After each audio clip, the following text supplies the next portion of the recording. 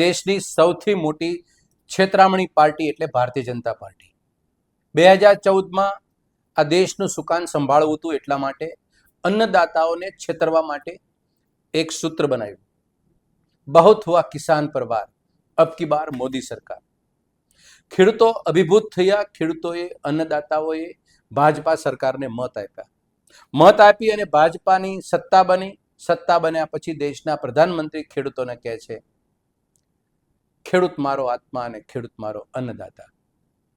ખેડૂત ઓર ખુશ થઈ ગયા અને એમ લાગ્યું કે ખેડૂતો માટે આ માણસ કંઈક કરશે.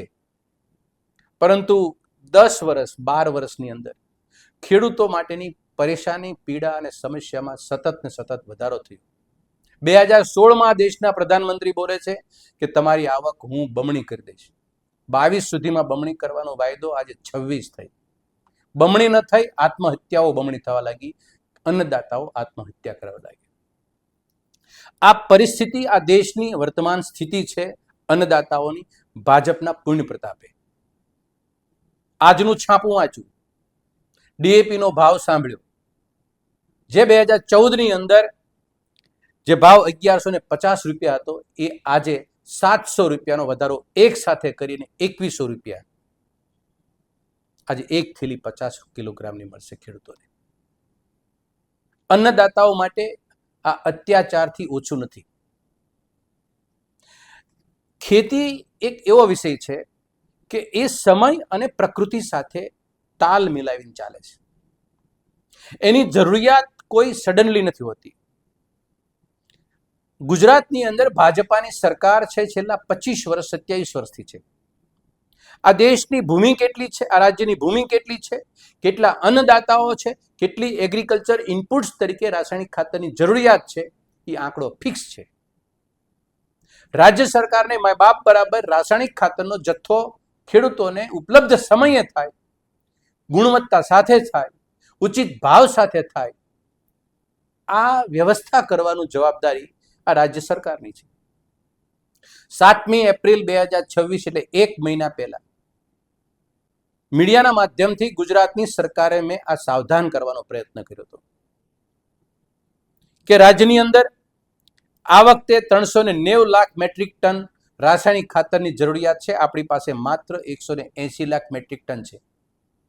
યુરિયાનો જથ્થો 200 લાખ મેટ્રિક ટનની જરૂરિયાત સામે આપણી પાસે માત્ર 60 લાખ મેટ્રિક ટન જથ્થો છે.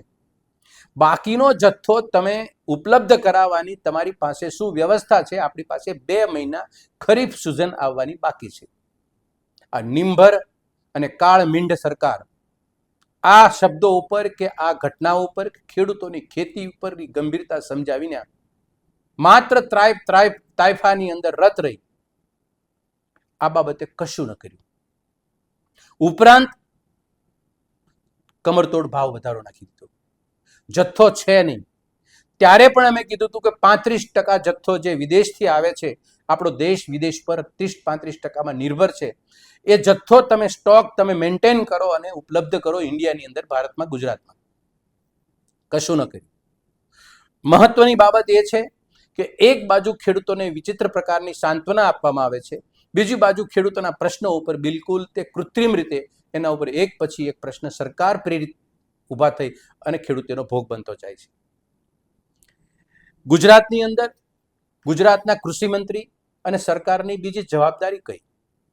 ખેડૂતોને રાસાયણિક ખાતરનો જથ્થો સમયે ન મળે, ગુણવત્તા સાથે ન મળે, જેટલો માગે છે એટલો ન મળે, તો પછી સરકારમાં અને કૃષિ મંત્રી કે તંત્રની માત્ર ફાંકા ફોજદારી કરવા માટે, ખેડૂતોને સૂત્રોને બાંટવા માટે તમને જવાબદારી સોંપી છે.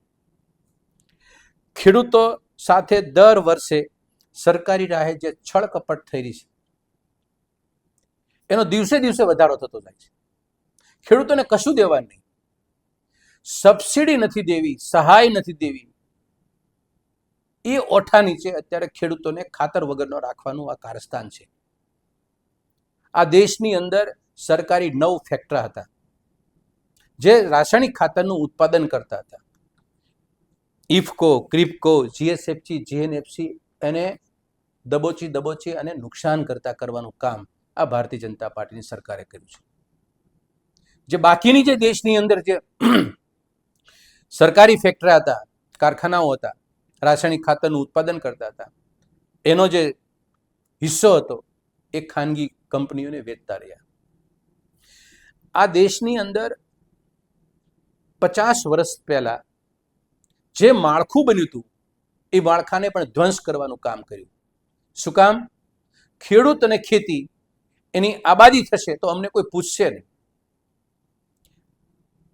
ફરીને ગુજરાતના સરકારમાં બેઠેલા કૃષિ મંત્રીને અમારો સીધો સવાલ છે કે 700 રૂપિયાના કમરતોડ ભાવ વધારા પછી પણ હજી આજે પણ અમારી અને અન્નદાતાઓની દહેશત જીવતી છે, તો પણ એને ગુણવત્તાસભર ડીએપી ને ગુણવત્તા સાથેના સમય સાથે એને ડીએપીનો જથ્થો પણ નથી મળવાનો. કારણ કે તમારી પાસે વહીવટી શક્તિ, તમારી પાસે ડીએપીનો જથ્થો આજની તારીખે જે જરૂરિયાત છે એ જથ્થો ઉપલબ્ધ નથી. એટલે તમે 700ના ભાવના વધારાનો એક નાટક કરી ખેડૂતો ડીએપી માગવા ન નીકળે અને તમારું કામ પતી જાય, એ માનસિકતાથી આ 700 રૂપિયાનો વધારો કરેલ છે. 50 કિલોની બેગનો એક સાથે 700 રૂપિયાનો વધારો કોઈ કલ્પના બહારની વસ્તુ છે. એટલે અન્નદાતાઓને અને ગુજરાતના લોકોને છેતરવાનું કામ ભારતીય જનતા પાર્ટીની સરકાર ન કરે અને વાસ્તવિકતાનો અરીસો, હકીકતમાં તમારી પાસે જેટલો જથ્થો રાસાયણિક ખાતરનો ઉપલબ્ધ છે, જેટલો યુરિયાનો જથ્થો ઉપલબ્ધ છે, જેટલો ડીએપીનો જથ્થો ઉપલબ્ધ છે, જેટલો પોટાશનો જથ્થો ઉપલબ્ધ છે, જેટલો એનપીકેનો જથ્થો ઉપલબ્ધ છે, એના આંકડા સરકાર જાહેર કરે, જેથી કરીને અન્નદાતાઓને ખબર પડે કે આટલા જથ્થામાંથી આ જથ્થો આપણે કઈ રીતે વાપરવો. સરકાર પોતાની વાસ્તવિકતા અને ટ્રાન્સપરન્સી, પારદર્શકતા બતાવે, જેથી અન્નદાતાઓ એની ખેતી કરવામાં એ કઈ રીતે આગળ વધવું એના પણ એ ગણિત કરી શકે. પણ ખેડૂતોને છેતરવાનું આ ભાજપાની સરકાર બંધ કરે એવી અમારી વિનંતી છે.